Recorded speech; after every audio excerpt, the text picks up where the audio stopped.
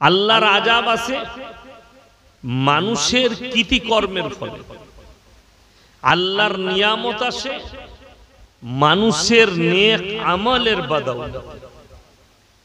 যেমন আমরা জলসা করি, নামাজ পড়ি, যে কোনো জায়গায় আপনি দোয়া করেন, আমরা দোয়া করতে জানি কিন্তু দোয়ার শর্ত জানি না, যে আমি যে আল্লাহর কাছে দোয়া করব আমার দোয়া কবুল হবে কি, আর কবুল হওয়ার জন্য শর্ত কি আছে। যেমন ইসলামী শরীয়তে আল্লাহর কাছে দোয়া কবুলিয়াতের জন্য এক নম্বর শর্ত হচ্ছে হালাল খাবার, হালাল রুজি, এটা হচ্ছে প্রথম শর্ত। এখন এখানে আপনারা এতগুলো মানুষ বসেছেন, জলসা শুনছিলেন, আবার শুনবেন শেষ পর্যন্ত। আপনারা সকলে জানেন এই ইসলাম, ইসলামের বুনিয়াদ কি আছে,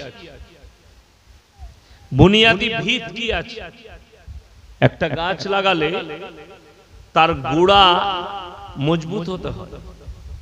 যে জায়গায় গাছ লাগাবেন গাছটা যেন এমন জায়গায় লাগাবেন গাছটা যেন হয়। পাথরের উপরে গাছ লাগালে কিন্তু গাছ হবে হবে না, সার দিতে হয়, অনেক কিছু দিতে হয়, তবে গাছ। তো ইসলাম এমন একটা খুঁটির উপরে দাঁড়িয়ে আছে, এক নম্বর খুঁটিটা হচ্ছে সত্যর উপরে টিকে আছে। জোরে বলুন সুবহানাল্লাহ। সত্যর উপরে, মিথ্যার উপরে। দ্বিতীয় নম্বর, এই গোটা পৃথিবীর আজকের লয়, প্রথম পৃথিবীর সভ্যতার নাম মিশরের মুসলিম সভ্যতা। এটা অনেক শিক্ষিত লোক জানে, গোপন করে রাখে। অনেক মুসলমান জানে না যে পৃথিবীর প্রথম যে সভ্যতা, সেই সভ্যতাটা হচ্ছে মিশরের মুসলিম সভ্যতা। দ্বিতীয় সভ্যতা স্পেনের মুসলিম সভ্যতা। স্পেনটা কোন খ্রিস্টান নাসারা ইহুদিদের দেশ ছিল না, দেশটা ছিল মুসলিম রাষ্ট্র, শাসন ছিল মুসলিমদের হাতে। তখনকার যুগে খ্রিস্টানদের সঙ্গে মুসলমানদের এক যুদ্ধ ঘটে। খ্রিস্টানরা বুঝতে পেরেছিল আমরা পরাজিত হব, তাই তারা কৌশল খাটালো। কৌশলটা কি? মুসলমানরা দিলেতে বিশ্বাস করে একে অপরকে বলল, শুনো, অস্ত্র নামিয়ে দাও, আমরা আলোচনা করি, নিজেদের মধ্যে বসে মীমাংসা করলেই যুদ্ধ না করে। মুসলমান বললে ঠিকই আছে। মুসলমান অস্ত্র নামালো, আলোচনায় বসলো, আর তারা অস্ত্র নিয়ে মুসলমানদের রক্তর হুলি খেলে দিল। তারিখটা ছিল 1 এপ্রিল। আজকে যে স্কুল, কলেজ, বিভিন্ন সংস্থায় এপ্রিল ফুল পালন হয়, তাদেরকে বলবেন তো এপ্রিল ফুলের ইতিহাসটা বলো। আপনার প্রফেসরের, আপনার হেডমাস্টারের, আপনার স্যারের বলার ক্ষমতা নাই। কেন? এই এপ্রিল ফুল বলে যে পরবটা এসছে, মুসলমানদের রক্তর হুলি খেলে শুরু হয়েছে। আজকের দিনে আমরা মুসলমানকে ঠকাতে পেরেছি। আজও পর্যন্ত স্পেনের মাটিতে বড় বড় মসজিদ আর মাদ্রাসাগুলো মদের বার আর দেহ ব্যবসার আড্ডাখানা করে দিয়েছে। আল্লামা ইকবালের একটা বড় কথা আছে, ইস ঘর কো আগ লাগি ঘর কি চিরাগ সে। মুসলমান, তোমরা নিজেদের ঘরে নিজের আগুন ধরিয়েছ, অপরকে গালি দিয়ে লাভ হবে না। এখানে এতগুলো মুসলমান বসে আছেন, একজন হাত তুলে বলুন আমার জানা নেই সুদ খাওয়া হারাম। সবাই জানে না? জানে, সবাই জানে হারাম। তারপরে মুসলমান সুদ খায় না খায় না? সুদ খায়। লটারির টিকিট হারাম, সকল মুসলমান জানে। লটারির ব্যবসাও মুসলমান করে, লটারির টিকিটও মুসলমান করে, কাটে, সবাই জানে। মদ পান করা হারাম, তারপরেও মুসলমান মদ পান করে, সবাই জানে। গাঁজা খাওয়া হারাম, মুসলমান তারপরেও গাঁজা পান করে, করে না করে না? তাড়ি খায়।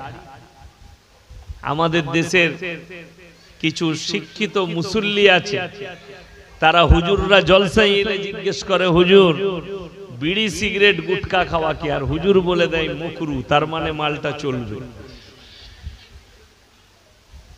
আপনি ফজরের সময় দেখতে পাবেন আমাদের দেশের কিছু মুসল্লি আছে, বিড়ি না খেলে তাদের হাগাই হবে না।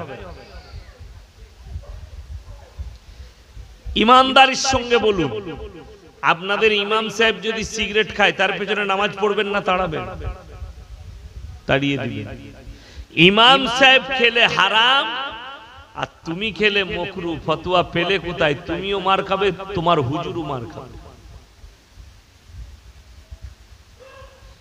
রাসূল সাল্লাল্লাহু আলাইহি সাল্লামের হাদিস, কাঁচা পেঁয়াজ খেয়ে মসজিদে যাওয়া নিষেধ, নবীজি নিষেধ করেছেন। কেন? কথা বলেন।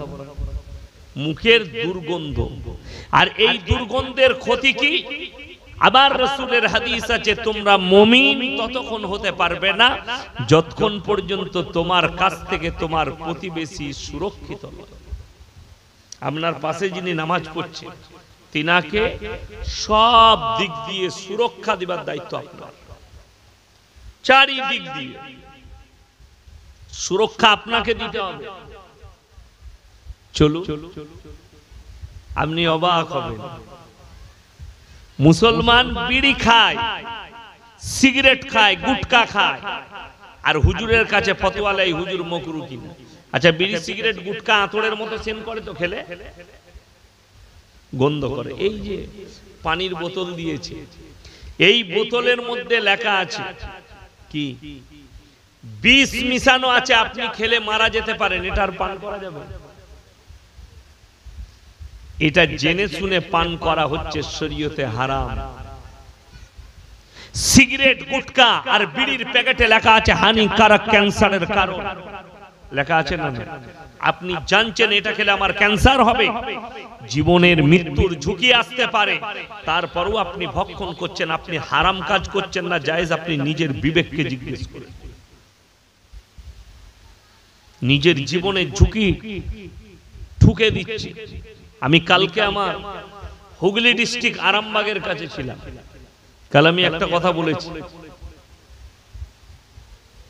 একজন গল্প বলছে, বক্তা বায়ান করছে, মানে কোরআন হাদিসের জ্ঞান না থাকলে, কালচার না থাকলে, ইলম না থাকলে মানুষকে কিভাবে গুমরাহ হয়, মানুষ কিছু আলেমের দ্বারা, বক্তাদের দ্বারা কিভাবে গুমরাহ হয় সেটা বলে।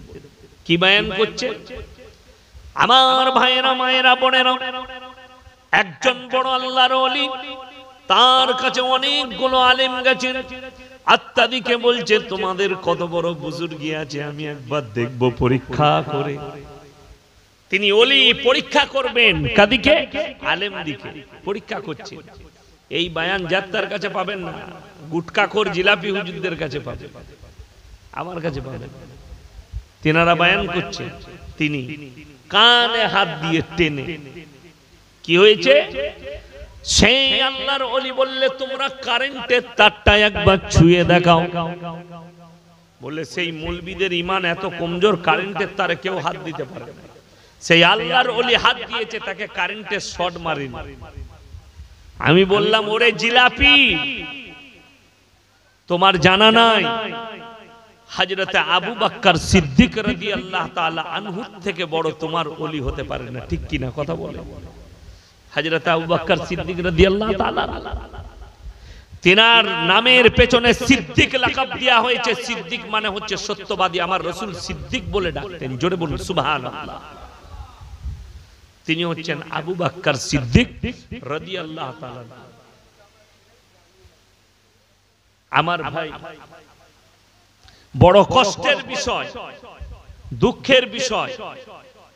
তিনি বলছেন কারেন্টের তালে সেই আল্লাহর ওলি হাত দিলেন, তাকে শট মারলো। আর হযরত আবু বকর সিদ্দিক রাদিয়াল্লাহু তাআলা আনহু নবীজির সঙ্গে যখন হিজরত করছেন মক্কা থেকে মদিনা চলে যাচ্ছেন, গুহার মধ্যে রাসূল আকরাম সাল্লাল্লাহু আলাইহি সাল্লাম নবীজির ডান রানে মাথাটা রেখে ঘুমাচ্ছেন।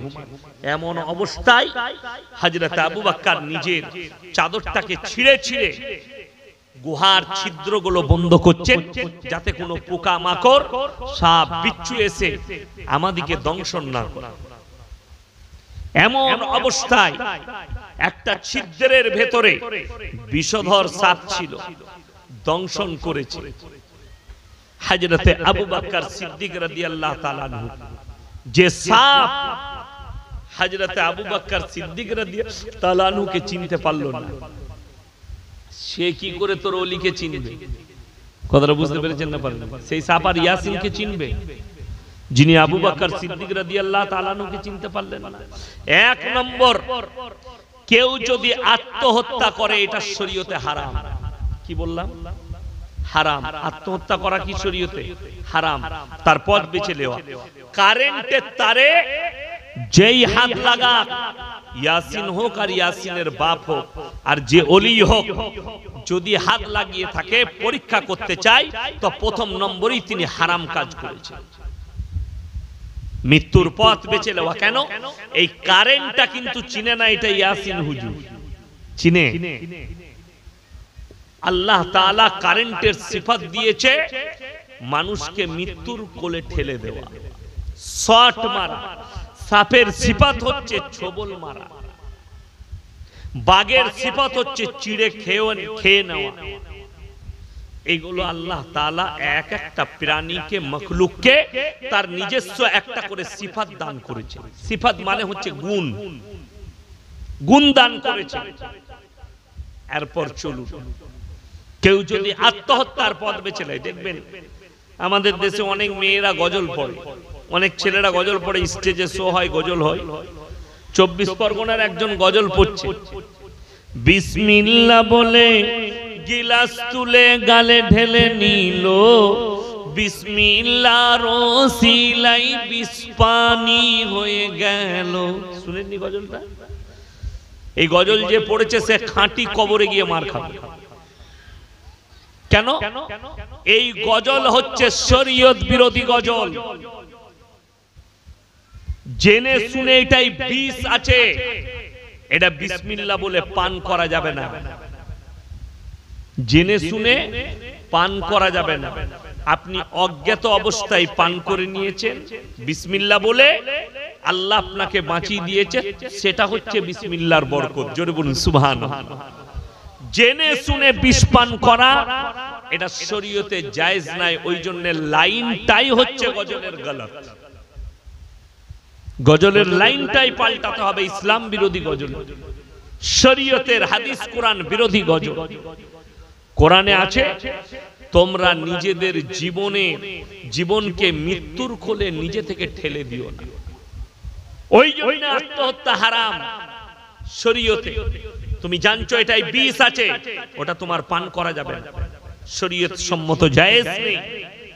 আপনি যখন বুঝতে পারবেন এটার মধ্যে আমার জীবনের ঝুঁকি আছে, তখন আপনি ওটা আর পান করতে পাবেন।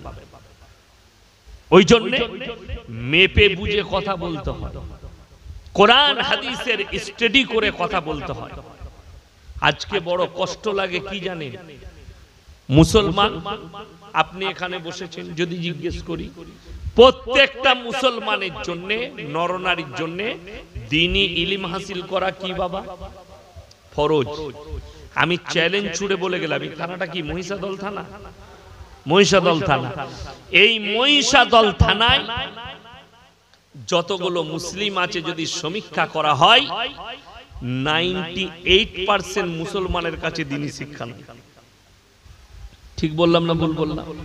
কেউ যদি বাপের বেটা হন, দাঁড়িয়ে বলেন আপনি ভুল বললেন, আমি তোমাকে দিয়ে প্রমাণ করিয়ে দেব যে তোমার কাছে দ্বীনি ইলম নেই। এইটাই তো কষ্ট।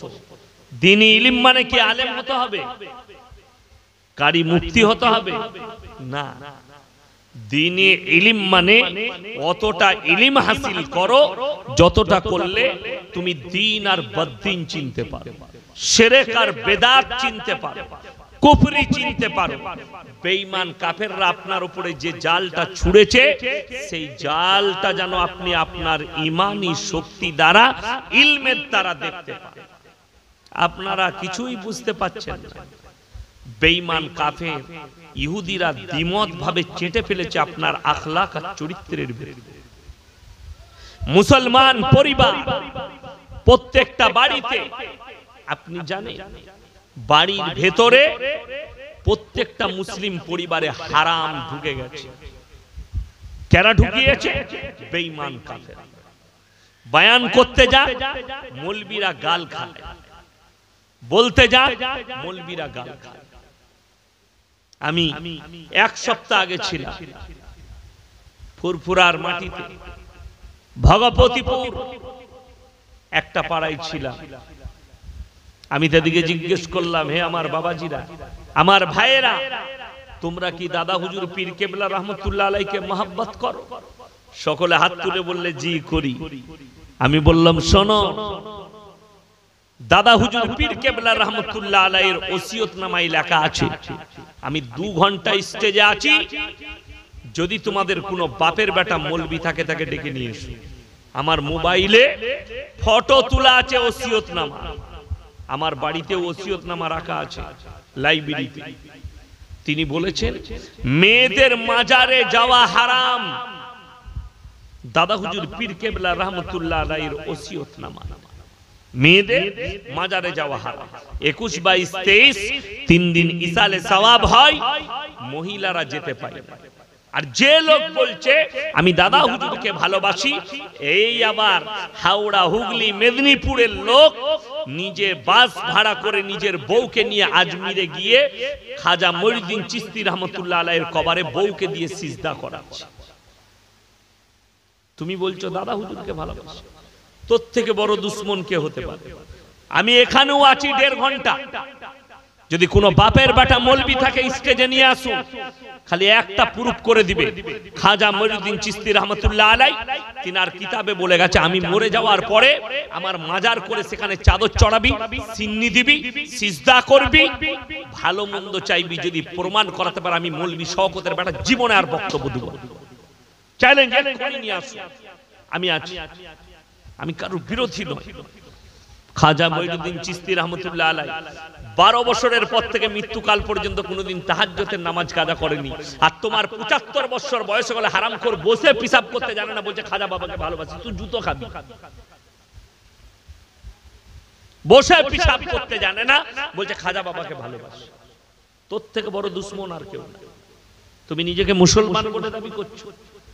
আমার ড্রাইভারকে জিজ্ঞেস করি, বাকরা ঈদের 1 মাস আগে আমি জলসায় যাচ্ছিলাম উত্তর দিনাজপুর, কালিয়াগঞ্জ থানা। আমার বাড়ি থেকে বেরিয়েছি দার্জিলিং মোড় হয়ে ইলেমবাজার, ইলেমবাজার থেকে বোলপুর, বোলপুর থেকে আহমদপুর, এই রুটের উপরে যাচ্ছিলাম। মাল্লারপুরে গিয়ে হাই রোড ধরবো। তো বোলপুর আর আহমদপুরের মধ্যখানে আমার গাড়ি কিছু যুবক আটকিয়ে দিল। আমি ড্রাইভারকে বললাম এই দিকে পাঠাও আমার কাছে। তাদের হাতে কলমা লেখা ঝান্ডা আছে। কি হয়েছে বাবা? বলছে আমরা হুজুর ওরস করব, চাঁদা লাগবে। আলহামদুলিল্লাহ দুবো, কোনো অসুবিধা নাই, ওরস অবশ্যই করবে। কি কি হয়?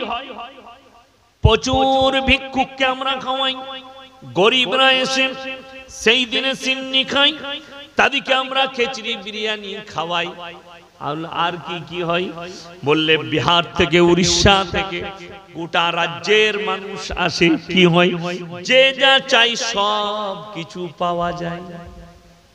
বাবার মাজারে গিয়ে যে যা চাইবে সব পাবে। এমন তাইলে তো তোমরা মূর্খ। বলে কেন? আমরা যদি মাজারে যে যা চাইবে সব পাবে, তো তোরা গাড়ি আটকিয়ে চাঁদা তুলছিস কেন? মাজারে গিয়ে বল বাবা আমরা ওরস করব, তোমার নামে টাকা দাও, মাল পেয়ে যাবি। কথাটা বুঝতে পেরেছেন না? পারেন? আমি কিন্তু কারো বিরোধী নই, ভেবে দেখুন। আচ্ছা আপনাদের এখানে রোড আছে না? বাজারে গিয়ে যদি গাড়ি আটকে চাঁদা তুলে মসজিদ করব বলেন, ওই মসজিদে নামাজ হবে? কথা বলে না, নামাজ হবে? নামাজ হবে না। এটাও শুনেলেন, কেউ যদি বলে গাড়ি আটকে চাঁদা তুলে জলসা করব, হারাম ওই জলসা করা শরীয়তে। তোমাকে কেউ বলেনি জলসা করতে, জলসা করা ফরজ। কে বললে? তোর বাপের পয়সা নাই, জলসা করার প্রয়োজন নেই। মসজিদে জুম্মার দিনে ইমামের কাছে বয়ান শুনেলি। কে বললে কলার ধরে চাঁদা তুলে জলসা করতে? কে বললো গাড়ি আটকে চাঁদা তুলে তোকে জলসা করতে? মানুষের বিবেক বুদ্ধি খাটে না। বললেই খারাপ বলবি, বললেই ফোন করে গালি দেবে। কিন্তু কষ্ট কি বলবো, এই জায়গাগুলো কেন তৈরি হয়েছে জানেন? খালি দ্বীনি ইলম না হাসিল করার কারণে। মুসলমানের কাছে দ্বীনি ইলম হাসিল, ও হারাম হালালের ডিবেটটাই জানে না ইসলামী শরীয়ত। তা না হলে মুসলমানের কাছে সুদ কখনো হালাল হতে পারে? কোরআনে আছে ওয়াহাল্লাল্লাহুল বাইয়া ওয়া হারামার রিবা, আমি তোমাদের জন্য ব্যবসাকে হালাল করেছি, সুদকে হারাম করেছি। আল্লাহ রাসূল সাল্লাল্লাহু আলাইহি সাল্লামের হাদিস, কেউ যদি 1 টাকা সুদ খায় মায়ের সঙ্গে 36 বার জিনা করার সমান পাপ। এরপরও মুসলমান সুদ খেতে পারে, কিন্তু খাচ্ছে। লটারির টিকিটের টাকা সম্পূর্ণ হারাম, এরপরও মুসলমান। বেঈমান কাফেররা আপনার উপরে জাল ছুড়েনি, এমন জাল ছুড়েছে আপনি ফেসে গেছেন। আর সেই যারা জালে ফেসেছে তারা আমাদের মতো মৌলবীকে গালি দেয়। আমি গত বছরে আমার বর্ধমান জেলার ভাতার থানায় একটা গ্রামে জলসা করেছিলাম। এই আপনাদের মতো 50টা 60টা শ্রোতা নয়, কয়েক হাজার শ্রোতা। তো মহিলাও আছে কয়েক হাজার। বয়ান করছি, আমার বক্তব্যের মাঝে চলে এলো সুদের বয়ান। তো আমি বললাম, বাবা এখন বেঈমান কাফেররা নতুন একটা জাল পেতেছে আমাদের উপর। সেই জালে কিন্তু আমাদের পরিবাররা ফেসে গেছে। বিসমিল্লাহ। কি জাল? সেই 1 নম্বর জালটা হচ্ছে গ্রুপ লোন আর বন্ধন লোন। প্রত্যেকটা বাড়িতে বাড়িতে ঢুকিয়ে ফেলেছে। ঠিক বললাম না? আপনাদের এখানে নাই, আছে। তো আমি জলসায় বক্তব্য দিলাম, দেখবেন পাড়ায় পাড়ায় গ্রুপ হয়, 10টা করে মেয়ে একটা করে গ্রুপ করে, তাদের মধ্যে একজন হেড হয়, আর 9টা মেয়ে তাকে ম্যাডাম বলে। আসে বিরাট ব্যাপার, এমনি ম্যাডাম হতে পারেনি, সুদ খাবার ম্যাডাম হয়েছে, আর তার বিরাট ব্যাপার। লোকে ম্যাডাম বলে থাকে, কিন্তু ও জানে না ও সুদ খাবার ম্যাডাম। এই বক্তব্য দেওয়ার কারণে আমার নিজের ফুপুর মেয়ের সঙ্গে আমার বিয়ে হয়েছে। তো আমার ফুপুর যে বড় মেয়ে বোম্বেতে থাকে, তো বোম্বে থেকে বাড়ি এসছে, আমার 1.5 শাশু হচ্ছে। তো তার গ্রামে কোনো আত্মীয়র সঙ্গে দেখা করতে গেছে সম্পর্কে। আমি যে গ্রামে বক্তব্য দিয়েছি সেই গ্রামের মেয়ে, ওই গ্রামের মেয়ে সেই গ্রামে বিয়ে হয়েছে। সে আমার বদনাম করছে, আরে ইয়াসিন হুজুরকে ঝাঁটা করে মারা দরকার, জুতো করে মারা দরকার। ও মেয়েদের খালি খিত্তে বলে, মেয়েদের জন্য বলে। আমাকে বললে, ভাই তোমার এত বদনাম করছিল, আমিও ঝগড়া করেছি, থাকতে পারিনি। আমি কেন বলে দিই, আমরা খোঁজলাও দেখিনি ও কোন ঝামেলায় জড়িয়ে আছে। আমি তো জানি আমি কি বক্তব্য দিয়েছি। আমি খোঁজলাম যে ও বন্ধন লোনে জড়িয়ে না গ্রুপে। খোঁজ নিয়ে বললে ও হচ্ছে গ্রুপ লোনের হেড। ওই জন্য তার গায়ে লেগেছে ইয়াসিন সাহেব খারাপ। আল্লাহর কসম খেয়ে বলে যাচ্ছি, আমাকে গালি দিবেন দেন, আমাকে যা বলবেন বলুন, কোরআনের আয়াত কিয়ামত পর্যন্ত পরিবর্তন হবে। কোরআনে আল্লাহ হারাম করেছে সুদকে, এটাকে হালাল করার ক্ষমতা পৃথিবীর কোন মুহাদ্দিস মৌলবী নাই কিয়ামত পর্যন্ত। রাসূল আকরাম সাল্লাল্লাহু আলাইহি সাল্লাম সুদ খাওয়াকে জিনা করার সমান পাপ বলেছে। সর্বপ্রথম বেঈমান কাফেররা কি কাজ করেছে জানেন? আপনার স্ত্রীকে রাস্তায় বার করে ঘুরিয়ে দিয়েছে। বেঈমান কাফেরের সামনে বেপরদা করেছে আপনার বিবিকে। আপনি বলছেন আমার সংসার কি করে চলবে? তুমি একবারও লক্ষ্য করেছো তোমার স্বামী টোটো চালায়, টোটো চালিয়ে মাসে 30,000 রোজগার করে, না হলে 20,000 করে। তোমার ইমামকে বেতন দাও ৫,০০০, ইমাম সাহেব ৫,০০০ বেতন পর পরও ইমাম সাহেবের বউকে রাস্তায় বেরিয়ে গ্রুপ লোন করতে হয়নি, আর তোর বউ ২০,০০০ রোজগারের পর তোর বউকে রাস্তায় পার করতে হয়েছে, তুই সিজদায় পড়ে আল্লাহর কাছে কান আর ইস্তেগফার কর, আল্লাহ আমার বিবিকে পর্দাশীল কর। আপনি কি মনে করেছেন বেশিরভাগ মহিলা জাহান্নামে যাবে বেপর্দা হওয়ার কারণে, বাজারে ঘোরার কারণে, স্বামীর অবাধ্যতা করার কারণে বেশিরভাগ মহিলা জাহান্নামে যাবে। আপনাকে হাদিস শুনিয়ে দেবো, যে মারা শুনছেন আমার বয়ান কান খুলে শুনে যান। আল্লাহ রাসূল জনাবে মুহাম্মদুর রাসূলুল্লাহ সকলে বলুন সাল্লাল্লাহু আলাইহি ওয়াসাল্লাম, একজন সাহাবী সফরে চলে গেছেন ইসলামের প্রচারে, তিনার বিবি বাড়িতে আছে। এইখানে বাড়ি বিয়ে হয়েছে আর অন্য পাড়ায় হচ্ছে তার বাপের বাড়ি। তার কাছে খবর এলো তোমার মা অসুস্থ। সেই সাহাবীর বিবি রাসূলের কাছে অনুমতি চেয়ে পাঠালেন, ইয়া রাসূলুল্লাহ আমার মা অসুস্থ, আমি কি আমার মাকে একবার দেখতে যেতে পারি? রাসূল আকরাম সাল্লাল্লাহু আলাইহি সাল্লাম বললেন, হে আমার সাহাবীর বিবি, তাকে খবর দাও তোমার স্বামী সফরে আছে, স্বামীর অনুমতি ছাড়া নখটাও বের করতে পারবে না। এক নম্বর।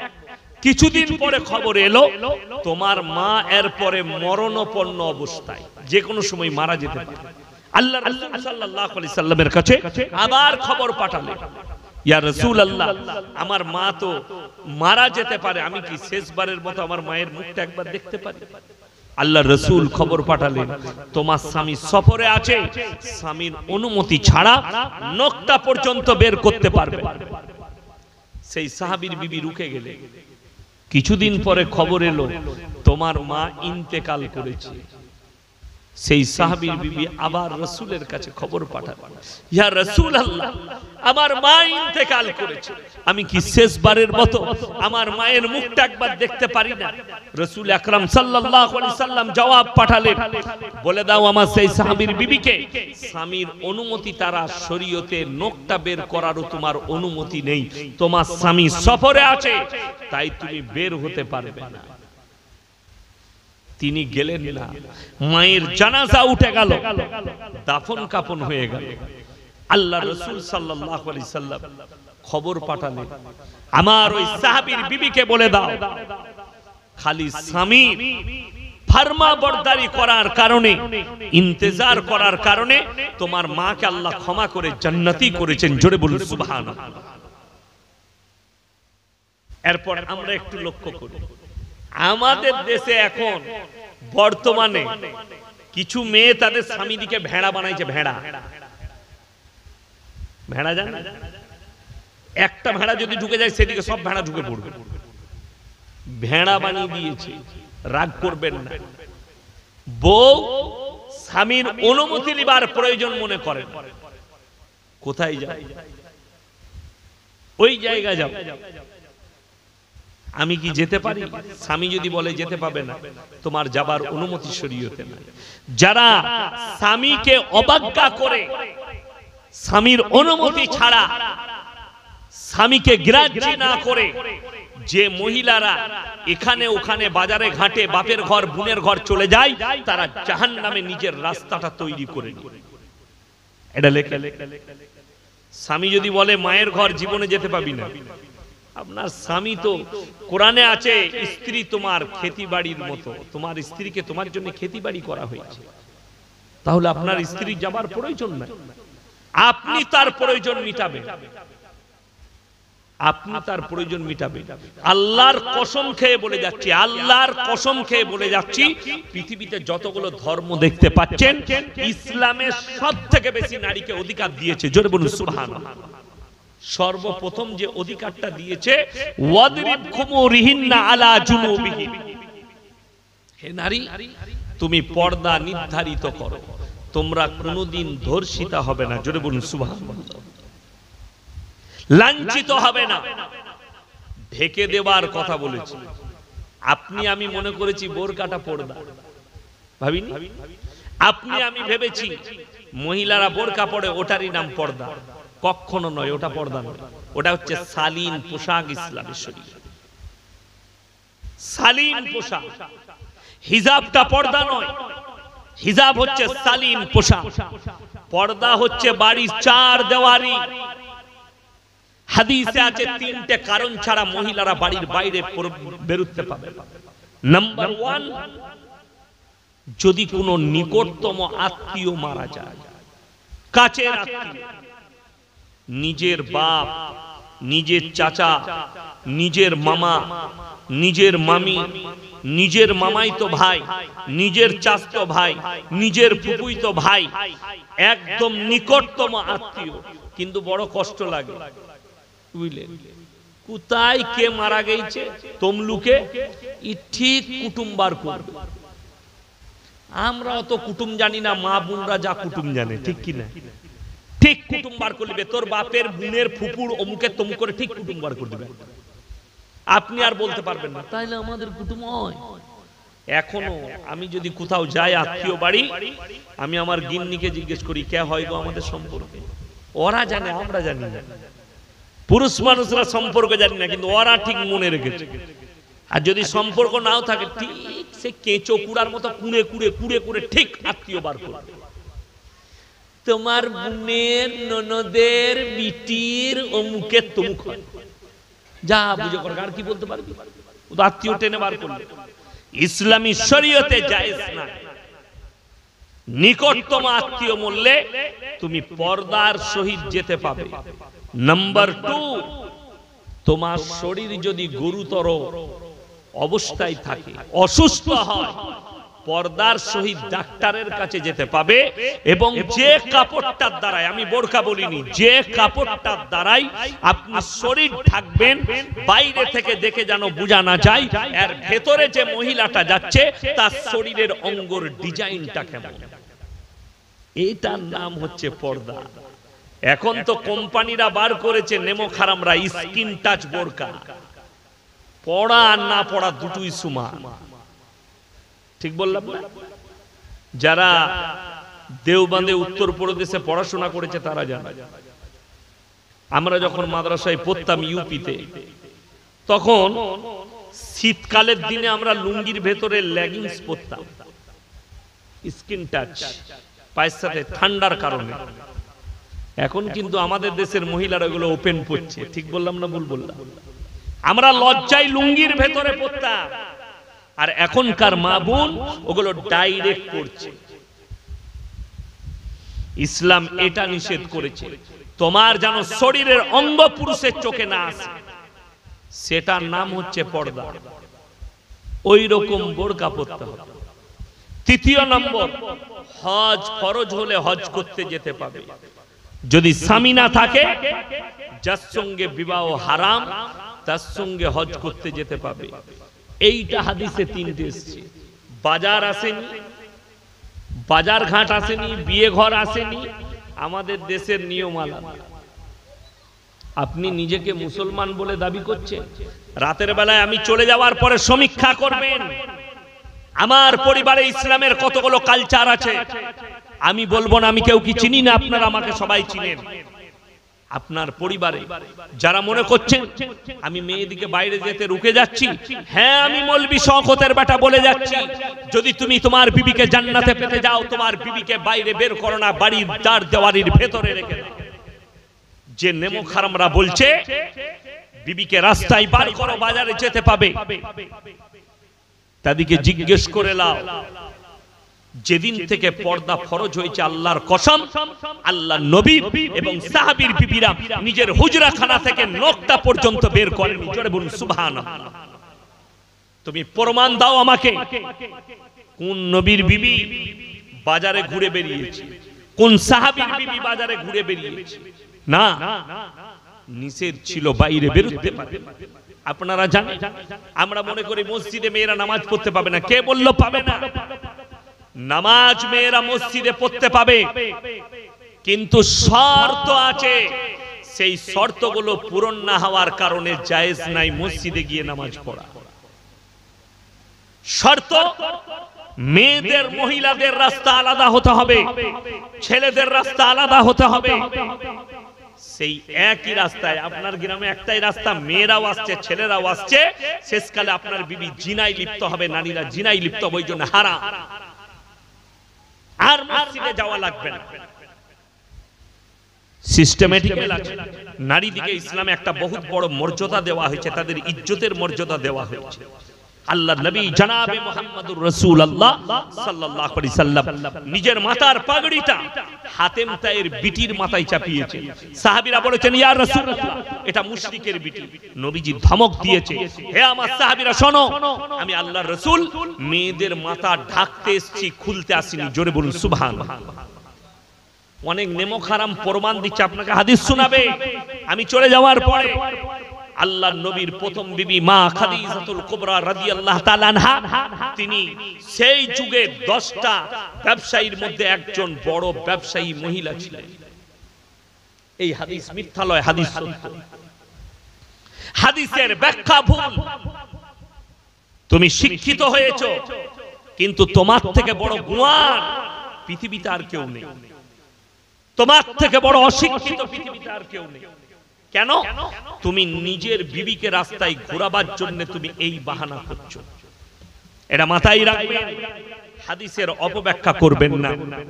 একদম 100% আল্লাহ রাসূল সাল্লাল্লাহু আলাইহি সাল্লামের প্রথম বিবি, তিনি ব্যবসা করেছেন, বড় তিজারতওয়ালা ছিলেন। কিন্তু আল্লাহর কসম, এরপরে হাদিসটা শুনেলেন, যেদিন থেকে আল্লাহ পর্দাকে ফরজ করেছেন সেই দিন থেকে নবীর বিবিরা কেউ আর পায়ের নখটা হুজরাখানা থেকে বের করেননি। জোরে বলুন না সুবহানাল্লাহ। ব্যবসাটা হচ্ছে পর্দা ফরজ হওয়ার আগে, পর্দা ফরজ হওয়ার পরে আর ব্যবসা করেননি। নবীজিকে বললেন, ইয়া রাসূলুল্লাহ, আমার যতগুলো ব্যবসা মাল সম্পদ আছে আমি আপনাকে উর্সে দিলাম, আপনি দুহাত খুলে ইসলামের জন্য খরচ করুন। জোরে বলুন সুবহানাল্লাহ। এইটা হচ্ছে সহিহ হাদিস। আমার মুসলমান ভাই, আপনি নিজেকে মুমিন বলছেন, খুব সমীক্ষা করবেন। ফজরের সময় উঠে, সকালবেলায় উঠে আপনি তমলুক যাবেন বউকে নিয়ে, অফিসে যাবেন, নাইলে ডাক্তারের কাছে যাবেন কোনো কাজে। নিজেকে চায়ের দোকানে বলছেন, আমি হচ্ছি সব থেকে বড় মুমিন, আমি নামাজ ছাড়ি না, 5 ওয়াক্তের নামাজ পড়ি আলহামদুলিল্লাহ। কিন্তু সকালবেলায় আপনি যখন বউকে নিয়ে তমলুক যাচ্ছেন, আপনি ফুল হাত শার্ট ফুল প্যান্ট পরে আছেন, কিন্তু দুঃখের বিষয় পেছনে আপনার বিবি বসে আছে, বিবির পেটু বেরিয়ে আছে, পিঠু বেরিয়ে আছে, এমন ভাবে শাড়ি পরেছে। আর আপনি নিজেকে মুমিন বলছেন, নিজের বিবিকে পর্দা করতে পারলেন না। 1 নম্বর গেল। দ্বিতীয় নম্বর, আপনারা পাপী হবেন, নিজেদের স্ত্রী দিকে আপনি বাজারে ঠেলে দিয়েছেন, পাপের মুখে ঠেলে দিয়েছেন। এটা উদাহরণ দিচ্ছি। ইনি আর আমি দুজন অন্তরের বন্ধু। ইয়ার কি হবে না? হবে না। তাহলে অন্তরের বন্ধু হলে মাজাক হয় না? আমি ইনাকে মাজাক করে বলছি, ভাই তোমার বইয়ের ব্লাউজের সাইজ কত? ঝগড়া হবে না? মহব্বত থাকবে? এ হাসছো কেন? সঙ্গে সঙ্গে দ্বন্দ্ব হয়ে যাবে, আমার উপরে উনি চটে যাবেন, সম্পর্ক ছিন্ন করবে। হাই রে মুসলমান, বন্ধু তোমাকে বলেছে তোর বইয়ের ব্লাউজের সাইজ কত, তুমি সম্পর্ক ছিন্ন করলে। অথচ তোমার বিবি বাজারে গিয়ে, তমলুক বাজারে গিয়ে বলছে, দাদা একটা পুরুষ মানুষ বসে আছে দোকানে, আমার একটা 40 সাইজের ব্লাউজ বার করুন তো। তখন তোকে লজ্জা লাগে। কথা বোঝাতে পারলাম? কথা বুঝাতে পারলাম? যদি বুঝে না আসে, ইউটিউবে রেকর্ডিং হচ্ছে, কালকে বয়ান ছাড়বে, আবার শুনে নেবেন। আমাকে গালি দেবার আগে আমি সূক্ষ্মভাবে বুঝিয়ে যাচ্ছি। আপনার বন্ধু বললে আপনি রেগে যাচ্ছেন, সম্পর্ক ছিন্ন। অথচ আপনার বিবি নিজের মুখে একটা দোকানিকে বলছে, আমার 36 সাইজের ব্লাউজ দাও, তখন তোমার কোনো ইফেক্ট পড়ে না। তুমি ভেবে দেখো। আসল কথা কি জানেন? মুসলমান এত দুর্বল, এমন দুর্বল হয়েছে, বেঈমান কাফেরের আখলাকে এমন ভাবে ডুবে গেছে যে বিবি বলছে, গো আমার শাড়ি লাগবে, ব্লাউজ লাগবে, ও টোটো করে তুই চলে যা কাজে যা। হারামখোর চায়ের দোকানে আড্ডা মারছে আর বউকে বাজারে ঠেলে দিয়েছে। তো তোর বউ পালাবে না, তা হুজুরের বউ পালাবে? বড় কষ্টের বিষয়। আপনি দেখুন রাসূল সাল্লাল্লাহু আলাইহি সাল্লামের হাদিস, আখরি জামানা হে আমার সাহাবীরা, এমন একটা জামানা আসবে সেই যুগটা থাকবে বর্বরতার যুগ, কিন্তু নাম হবে মডেলিং। আজকে আমাদের মা বোনেরা, বাচ্চা বাচ্চা মেয়েরা, তাদেরকে আপনি ছোট ছোট পোশাক পরাচ্ছেন, নাম দিয়েছে মডেলিং। ভাবতে পারেন একটা মুসলিমদের মেয়ে বোরকা পরে হিজাব পরে স্কুলে গেলে তাকে কোর্টে কেস লড়তে হয়, অথচ আমাদের দেশে airport, Delhi airport, Mumbai airport, Kolkata এয়ারপোর্টে, হায়দ্রাবাদ এয়ারপোর্টে নায়িকারা, ভালো ভালো ঘরের মেয়েরা ন্যাংটো পোশাক পরে শুধুমাত্র জাঙ্গিয়া পরে এয়ারপোর্টে ঢুকছে, তাদেরকে কোর্টে যেতে হয় না। একটা মুসলমান খালি নারী মাথা ঢেকেছে, তাকে কোর্টে যেতে হয়। এর থেকে বড় দুঃখ কি আছে? আর আপনি প্রতিবাদ করতে পারেন, কি করে করবেন? 100টা মুসলিম ঘরের নারীর মধ্যে 90টা মেয়ে বেপর্দা, 10 জন মাথায় হিজাব দেয়, 90 জন বেপর্দা। যদি আপনার বিশ্বাস না হয়, তমলুকে কলেজ আছে না নাই? কলেজ আছে। সকাল বেলায় আমার সঙ্গে চলুন, কলেজের গেটে চেয়ার নিয়ে বসবো, আর যতজন পেরিয়ে যাবে একটা করে জিজ্ঞেস করব তুমি কোন ঘরের মেয়ে। যখনই বলবে মুসলিম, আমি আপনাকে কসম খাবো না, চ্যালেঞ্জ করে বললাম, যদি 100টা মুসলিমদের মেয়ে প্রবেশ করে, 95টা মেয়ে বেপর্দা ভাবে নাংটা পোশাক পরে প্রবেশ করেছে। সেই মেয়েগুলো কাদের ঘরের মেয়ে? আপনার আমার সন্তান। তাদেরকে আপনি পর্দা দিতে পারলেন না। আপনার জানা আছে, বাপের আর বড় ভাইয়ের দায়িত্ব ততদিন যতদিন না সেই মহিলার বিবাহ হচ্ছে। বালিগ হওয়ার পরে তার বিবাহ না হওয়া পর্যন্ত বাপ আর ভাইয়ের দায়িত্ব, মায়ের দায়িত্ব তার মেয়েকে পর্দায় রাখা। যদি রাখতে না পারেন, আপনি কিয়ামতের দিনে ওই পাপের ভার ওই বাপ আর বড় ভাইয়ের মাথায় চাপবে। আপনি কি করে ভাবছেন? বিয়ে যখন হয়ে যাবে, স্বামীর ঘরে পাঠিয়ে দিলেন, এরপরে তার স্বামী। আজকে মুসলমান এত উন্নত হয়েছে, আপনি কি ভাবছেন পাপ আসেনি? চলে এসেছে। আজ থেকে কয়েক হাজার বছর আগেকার ঘটনা আজকে পুনরাবৃত্তি হচ্ছে। যদি বলেন কি করে? লূত নবীর কওমকে আল্লাহ ধ্বংস করেছিল সমকামী হওয়ার কারণে। এই পাপের কারণে বর্তমানে ওই পাপ আবার মডেলিং এর নাম নিয়ে আপনার আমার কাছে ফিরত এসেছে। যদি বলেন কি করে? ভারতের সুপ্রিম কোর্ট রায় দিয়ে দিয়েছে, যারা সমকামী ভারতে তারা স্বাধীনভাবে বসবাস করতে পাবে। সমকামীটা কোনো ভারতের জন্য পাপ জিনিস নয়। শুধু ভারত নয়, America, London, Britain, Japan, German, উত্তর কোরিয়া, দক্ষিণ কোরিয়া, স্পেন, ব্রাজিল, অস্ট্রেলিয়া, আপনার নিউজিল্যান্ড, যতগুলো বেঈমান কাফের ইহুদি নাসারাদের দেশ আছে, সবাই সমকামীকে সাই দিয়েছে, একমাত্র মুসলিম রাষ্ট্রগুলো ছাড়া। আপনি কি মনে করছেন এই পাপটা আজকের পাপ? না, একটা পুরো নসলকে আল্লাহ ধ্বংস করেছে। লূত নবীর কওমকে সাগরের উপরে পাল্টানো হয়েছে, যে সাগরটাকে আজও বৈজ্ঞানিকরা মরা সাগর বলে, যে সাগরটায় আজও পর্যন্ত একটা পোকা মাকড় জন্মায় না, সেখানে লূত নবীর কওমকে পাল্টানো হয়েছে। আল্লাহ তাআলা এই পাপের কারণে কোরআনে লাকির টেনে দিয়েছেন, লূত নবীর বিবি জাহান্নাম, তার বিবি জাহান্নামে যাবে। এটা লাকির টানা হয়ে গেছে, এটা আর ফিরবে না। আপনি তারপরও ভাবছেন আমার সন্তান পাপ করবে, আমি পাপ করব, আমি সমকামী হব, আমি জিনা করব, আমি অন্যায় অত্যাচার করব, আমি শিরক করব, আমি আল্লাহ বিরোধী কাজ করব, অথচ আমি জান্নাতে চলে যাব। কেন? হুজুররা আছে দোয়া করে দিবে, জান্নাতে চলে যাব। ওই লাইনটাই তো শরীয়তে নাই। যদি দোয়া করে জান্নাতে পাঠানো যেত, লূত নবীর বিবি কি অপরাধ করলো? নূহ নবীর বিবি কি অপরাধ করলো? কোরআন খুলে দারাবাল্লাহু মাসালাল লিল্লাযীনা কাফারু ইমরাআতা নূহিন ওয়া ইমরাআতা লূত কানাতা তাহতা আবদাইনি মিন ইবাদিনা সালিহাইনি ফাকানাতাহুমা ফালাম ইউগনিয়ানহুমা মিনাল্লাহি শাইয়্যা ওয়া কিলা আদখুলান নার মা'আদ দাখিলিন। হে আমার নবী, পৃথিবীর মানুষকে বলে দাও, আমি দুজন উলুল আজম নবী পয়গম্বর হাবিব পয়গম্বর নূহ নবী আর লূত নবী দুজনের বিবিকে জাহান্নামে দেব, তারা আটকাতে পারবে না। এটা কোরআন। আমি এই দুজন নবীর বিবিকে কিয়ামতের দিনে জাহান্নামে নিক্ষেপ করব, তারা পয়গম্বর হওয়ার পরেও চুপচাপ দাঁড়িয়ে থাকবে। হে আমার যুবক ভাইয়েরা, যুবতীরা, শোনো, যদি তোমার মন হয় যে আমি সমকামী হব, সমকামী হবার একটা লাভ আছে, তাহলে জেনে রেখে দাও, আল্লাহর কসম খেয়ে বলে যাচ্ছি, তোমার বাপ যদি তাহাজ্জুদ গুজার হয়, তোমার বাপ যদি হাজী সাহেব হয়, তোমার বাপ যদি হুজুর হয়, তোমার বাপ যদি আলিম হয়, তোমার মা যদি তাহাজ্জুদ গুজার হয়, তোমার মা যদি হাজী বিবি হয়, আল্লাহর কসম পেরুবার কোন রাস্তা পাবে না। নবী নিষ্পাপ, নবীরা জান্নাতি, তারা যদি অনুরোধ না করতে পায়, তোমার বাম্মা নামাজ পড়ে কি করে আল্লাহর কাছে অনুরোধ করবে? তুমি পাপ করবে আর পেরিয়ে যাবে।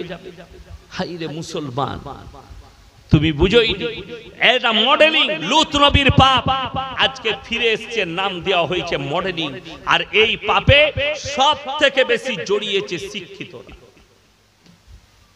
আপনি মনে করছেন আপনি 5 ওয়াক্তের নামাজ পড়ে জান্নাতে চলে যাবেন?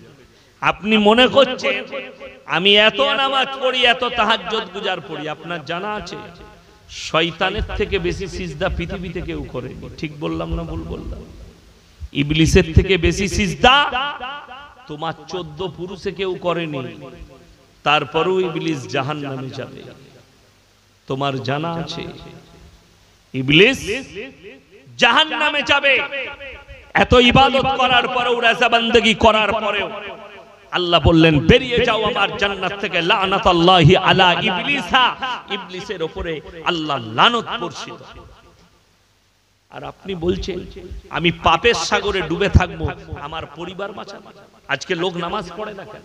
আজকে লোক রোজা রাখে না কেন? আমাদের মতো এক শ্রেণীর আলেমদের জন্য, হুজুরদের জন্য। এরা তো ঠিকই নিয়েছে, নামাজ পড়বা না পড়, রোজা রাখবা না রাখ, আল্লাহকে বিশ্বাস করবা না কর, অবশ্যই আমাদেরকে নাজরানা দিবি, দাওয়াত দিবি। আমরা জানি যেভাবে মরবি মর, মিলাদ পড়িয়ে জান্নাতে যাবে। যাই না? আমাদের দেশে মিলাদ হয়, লোক মরে গেল কোথায়? বললে রাধামণি হাই রোডে মারা গেছে অ্যাক্সিডেন্ট হয়ে। 3 বোতল মদ খেয়ে অ্যাক্সিডেন্ট করেছে, বলে চিন্তা নাই, হুজুর আছে, বিসমিল্লাহ। আমাকে দাওয়াত দিয়েছে, আমি এসে মিলাদের পরে দোয়া করছি, আল্লাহ তুমি একে জান্নাতুল ফিরদৌস দান করো, আল্লাহ তুমি শহীদের মর্তবা দাও। মিলাদ হয়ে গেল, দেশি মুরগি দিয়ে ভাত দিয়েছে। কি করে মরেছে বাপ? ছেলে খুব বদমাস, হুজুর 3 বোতল মদ খেয়ে অ্যাক্সিডেন্ট করে। তোবা তোবা, কাকে দিলাম বে জান্নাতে? আমাদের দেশে তো এইরকমই বাজার চলছে। নামাজ পড়া লাগবে না, রোজা রাখা লাগবে না, মদ খাক, গাঁজা খাক, মদের ভাটিতে জীবন কাটা, হুজুরকে ডেকে মিলাদ পড়াও, জান্নাত রেডি। তোর হুজুরেরও বীজ মারবে, তোরও বীজ মারবে। তুই রেডি হয়ে যা, কবরে যা, বুঝতে পারবি বড় কষ্ট লাগে। যদি বলেন হুজুর আমার ছেলে মদের ভাটিতে জীবন কাটিয়ে মারা গেছে, তার জন্য কি আমি দোয়া করতে পাবো না? আমি বলবো না, আমি ইয়াসিন বলবো না, কোরআনকে জিজ্ঞেস করলেই আপনি পাবেন। যদি বলেন কোরআনে কোথায় জিজ্ঞেস করব? কোরআন খুলেন, বুখারী শরীফের হাদিসে আছে, রাসূল আকরাম সাল্লাল্লাহু আলাইহি ওয়াসাল্লামের কাছে খবর এলো, ইয়া রাসূলুল্লাহ, ইয়া হাবিবাল্লাহ, আপনার চাচা যান যেন মৃত্যুর শয্যায় আছেন, যে কোনো সময় মারা যাবেন। আল্লাহর হাবিব ছুটে গেলেন আর বললেন, ওগো আমার চাচা, একবার কলমাটা পড়ে নিন, আমি আল্লাহর কাছে কেঁদে কেঁদে আপনার জন্য ক্ষমা চাইবো। আল্লাহর নবী চাচা বললেন, আমি যদি বার্ধক্যে কলমা পড়ি লোকে বলবে মৃত্যু ভয়ে কলমা পড়েছে, তাই আমি কলমা পড়তে পারবো না। আমার আল্লাহ রাব্বুল আলামিন আয়াত পাঠালেন, ইন্নাকা লা তাহদি মান আহবাবতা ওয়ালাকিন্নাল্লাহা ইয়াহদি মান ইয়াশা। হে আমার বিশ্ব নবী, সকলে বলুন হিদায়াতের মালিক কে? আল্লাহ। হিদায়াতের দপ্তরটা আমার আল্লাহর হাতে। আমার ইচ্ছা নেই তোমার চাচা কলমা পড়তে পারবে না। রাসূল আকরাম সাল্লাল্লাহু আলাইহি সাল্লামের চোখ দিয়ে পানি এলো। চাচা যান দুনিয়া ছেড়ে চলে গেলেন। এরপর আল্লাহর নবী বললেন, ওগো আল্লাহ, তুমি আমাকে যতদিন না নিষেধ করছো আমি তোমার কাছে কেঁদে কেঁদে আমার চাচার জন্য ক্ষমা চাইবো। তুমি আমাকে যতদিন না নিষেধ করবে আমি চাচার জন্য কাঁদবো। আল্লাহর হাবিব কাঁদতে লাগলেন। আল্লাহ আয়াত পাঠিয়ে দিলেন, মা কানা লিন নবিয়্যি ওয়াল্লাযীনা আমানু আইয়াস্তাগফিরু লিল মুশরিকিন ওয়ালাউ কানু উলি কুরবা। হে নবী এবং মুমিন, তোমরা কান খুলে শুনে নাও, যারা বেঈমান কাফের হয়ে মুশরিক হয়ে যারা বদ্দিন হয়ে মারা গেছে তাদের লেগে দোয়া করতে পাবে না, যদিও তারা তোমাদের নিকটতম আত্মীয় হয়। আর আমাদের দেশে জান্নাত পাঠাবার কন্টাক্ট নেওয়া হয়। অনেক জিলাপি হুজুর আর গুটকাখোর আছে, তারা কন্টাক্ট নেয়, পয়সা দিলেই জান্নাত পাঠিয়ে দেবে। আমি দেখলাম বাংলাদেশে এক জিলাপি হুজুর বায়ান করছে, কি জানে কি বায়ান করছে? ভাইরা, যখন কোন আমার মুরিদ মারা যাবে, আমার পীরের মুরিদ মারা গেলে তাদের কোনো চিন্তা নাই, তাদের মৃত্যুর আগে আজরাইল আসবে না, আগে আজরাইল আমার পীর সাহেবের কাছে যাবে। আচ্ছা আপনারা বলুন, আমি ইয়াসিন এখন বেঁচে আছি না মারা গেছি? স্টেজে কথা বলে না, বেঁচে আছি। আচ্ছা কেউ যদি এখন আমাকে মারতে আসে আমি তাকে আটকাতে পারবো না? পারবো? কথা বলে না, পারবো না। আমার হাত পা সব খোলা, সে যদি আমাকে চর মারতে আসে তার হাতটা ধরতে পারবো? পারবো না? পারবো না। আচ্ছা আমি যদি মারা যাই তাহলে কি করে আটকাবো? কথা বলে না। আমাদের দেশের লোক এত ভালো, এত ইসলাম বুঝে, বলছে বেঁচে থাকলে মানুষের পাওয়ার কম থাকে, মরে গেলে পীরের পাওয়ার বেড়ে যায়। আমি কেন অবাক হই, মরে গেলে পীরের পাওয়ার বেড়ে যায়। বড় কষ্ট লাগে। যদি মরে যাওয়ার পরে, আমি ইউপির একটা বক্তার বক্তব্য শুনলাম, বলে এক ऐसा जमाना था कि बड़ा पीर अब्दुल कादिर जिलानी रहमतुल्लाह अलैह का नाम अगर बगैर उजू का कोई ले लेते तो वो मर जाता था। नाउजुबिल्लाह बोले, ए जोरे बोलो नाउजुबिल्लाह।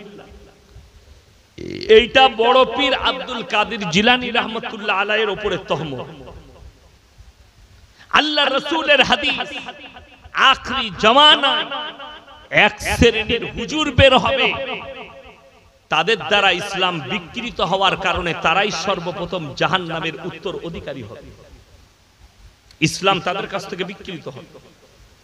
কত বড় পাপ, পাপের কথা আপনারা বলুন তো।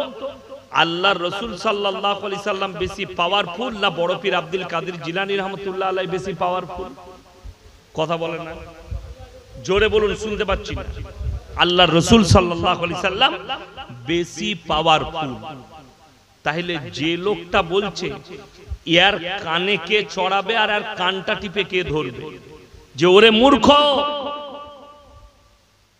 যদি বড় পীর আব্দুল কাদির জিলানী রাহমাতুল্লাহ আলাইহির নাম বিনা উজুতে নাপাক অবস্থায় নিলে যদি লোক মারা যেত, আল্লাহর নাম নিলে তো তাহলে জাহান্নামে ঢুকতে হতো।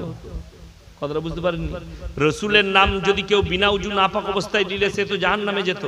আপনারা কি বলছেন, বিনা উজুতে রাসূলের নাম নেওয়া যাবে না? যাবে না? কথা বলে না, যাবে, কোনো অসুবিধা নাই। উজু যদি না থাকে জুবানি কোরআন পড়া যাবে, কোনো অসুবিধা নেই। কথাটা বুঝতে পারলেন না? মোবাইলে কেউ যদি কোরআন পড়ে উজু করা লাগবে না। শুনে যান আমার কাছে, মোবাইলে কেউ কোরআন পড়লে তাকে উজু করা লাগবে না। বড় কষ্ট লাগে, দুঃখ লাগে। মূর্খ হলে যা হয়। এখনই বলুন, এই কিছু জিলাপি হুজুর এই বক্তব্য শুনবে, দিয়ে বলবে বড় পীর আব্দুল কাদের জিলানী রহমতুল্লাহ আলাইহিকে ভালোবাসে না। ওরে হারামখোর, তোর থেকে বেশি ভালোবাসি, তোর থেকে বেশি মহব্বত আছে আমার দিলে। কেন? আমরা নবীকে ছোট করি না, এটা রসুলকে ছোট করা। এটা কে বুঝাবে, কে শোনাবে? আমি এই দেখেন, এই গাছটা কাপড় দিয়ে লেপটিয়েছে না লেপটাইনি? লেপটিয়েছে, জলসা হচ্ছে বলছে। আমি হুগলি ডিস্ট্রিক্টে এক জায়গায় জলসায় গেলাম, তারকেশ্বরের কাছে। তো আমার জলসা আছে, আমি প্রধান বক্তা, লাস্টে গেলাম, প্রচুর লোক। এইরকম ভাবি একটা গাছ স্টেজের পাশে লেপটানো আছে, কাপড় গুড়াতে। সেই কাপড়টা কিন্তু কি লেখা আছে, লেপটানো আছে। তার গুড়াই দেখছি মাটির ঘোড়া রাখা আছে, আগরবাতি, মোমবাতি। আমি মনে মনে চিন্তা করলাম, আল্লাহ। স্টেজে গিয়ে বললাম, বাবা আপনাদের এই হুগলি ডিস্ট্রিক্টে এই গ্রামে হিন্দু মুসলিমদের প্রচুর মহব্বত। বলে কেন হুজুর? আমি এই যে ওইখানে ওরা পুজো করে আর তোমরা এখানে জলসা করছো। বলে হুজুর মালটা আমাদেরই। আমি তোরা কি করিস? বলে ওখানে বুড়ো পীর সাহেব আছে। ইমানদারির সঙ্গে বলবেন, ইমানদারির সঙ্গে বুকে হাত দিয়ে বলবেন, একটা অমুসলিম ভাই মাটির মূর্তি তৈরি করে পুজো করে, আমরা সেটাকে শিরিক বলি না? বলি না? কথা বলেন, শিরিক। যদি এটা শিরিক হয়, তুমি গাছতলায় মাটির ঘোড়া রেখে সিজদা করবে, এটা কি করে জায়েজ হতে পারে? আল্লাহর কসম খেয়ে বলে যাচ্ছি, যদি কবরে সিজদা করা জায়েজ হতো, সব থেকে প্রথমে রাসূল আকরাম সাল্লাল্লাহু আলাইহি সাল্লামের কবরে হতো, ঠিক কি না? আল্লাহর রাসূলের কবরে সিজদা নেই।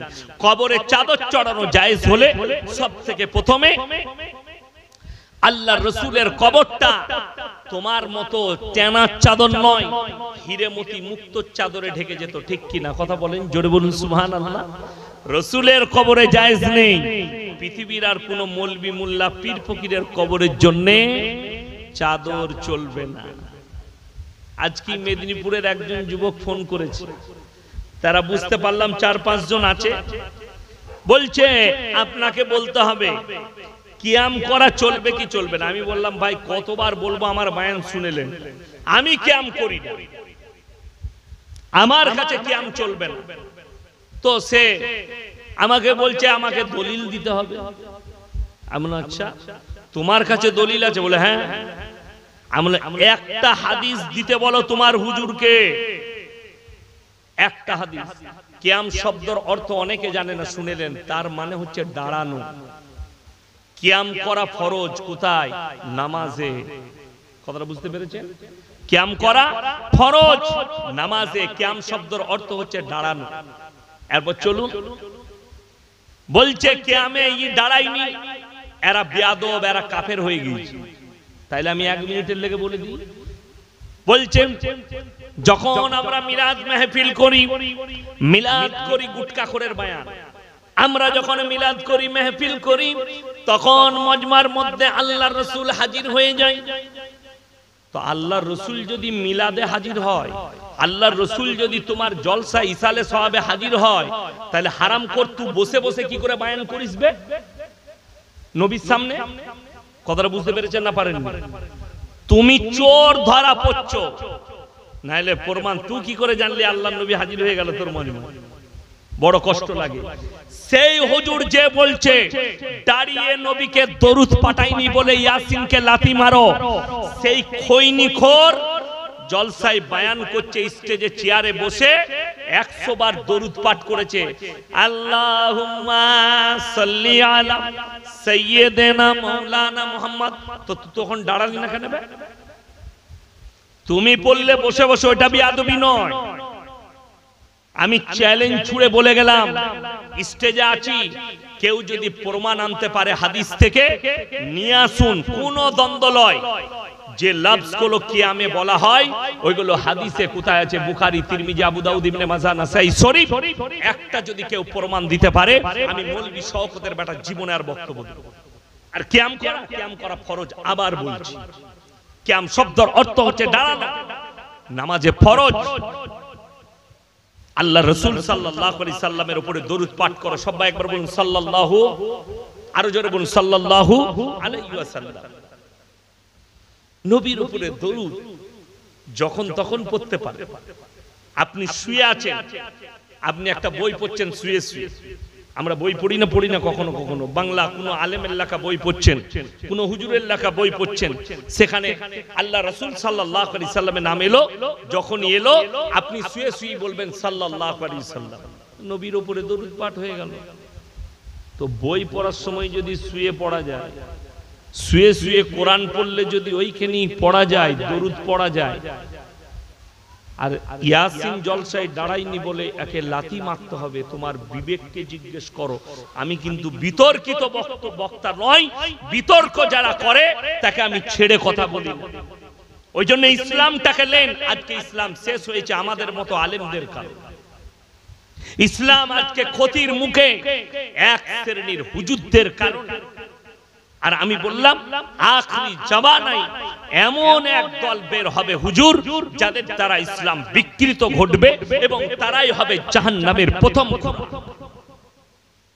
আজকে দেখুন ইসলামে গান বাজনা, আপনারা বলুন হারাম না হারাম নয় বাবা? ইসলামে গান বাজনা হারাম। মুসলমানদের বিয়েতে গান বাজনা বাজছে, বাজনা বাজে? আরে বিয়ে তো অনেক দূরের কথা, বড় কষ্ট লাগে।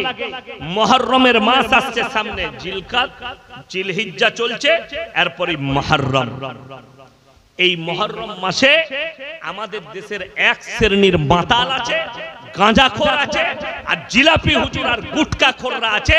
এরপরে এদের বাজার খুললো, এরা সিন্নি খাবে, এরা ফাতিহা করবে, আর এরা গাঁজা আর মদ খেয়ে লাঠি নিয়ে ড্যান্স করবে, আর বলছে হযরতে হোসেনের লেগে দুঃখ পালন করছে। ঢোল বাজনা বাজিয়ে, ডিজে বাজিয়ে, লাঠি খেলে, ড্যান্স করে যদি দুঃখ পালন হয়, আমি অন্তরের অন্তরস্থল থেকে বলে যাব, তোমার বাপ মরে গেলে মিলাদ কোথায় পেলে? তোমার বাপ মরে গেলে কোরআন খানি কেন করছো? তোমার বাপ মরে গেলে দোয়া কেন করছো? তোমার বাপ মরে গেলে কেন ইসালে সওয়াব করছো? আমার বাপ মরে গেছে, এক ব্যারেল মাল বলে দে চালাবো, আর বাজনা বলে দে ড্যান্স করবো, আমার বাপের আত্মাটা শান্তি পাবে। কেউ করবে এরকম? তোর বাপ মরে গেলে মিলাদ করবি, তোর বাপ মরে গেলে কোরআন খানি।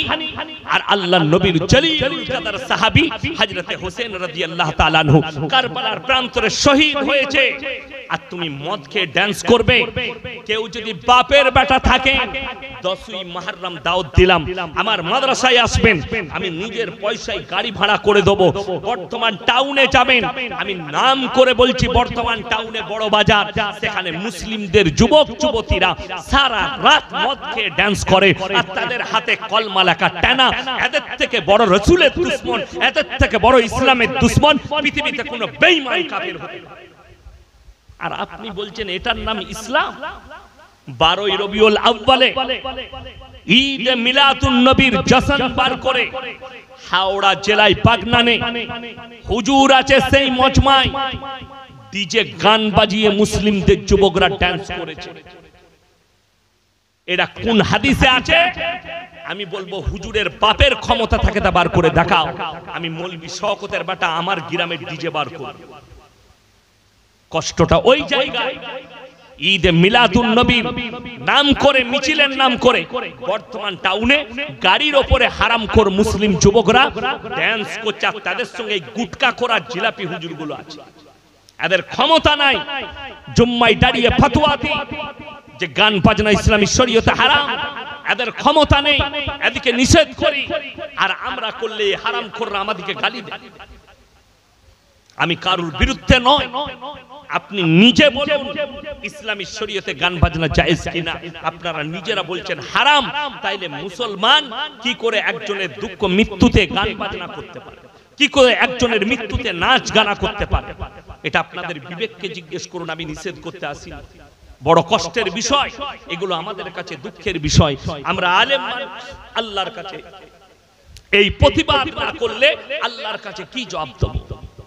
আল্লাহর কাছে কি জবাব দিয়ে দাঁড়াবো? মুহররমের মাস আপনি কি রোজা রেখেছেন?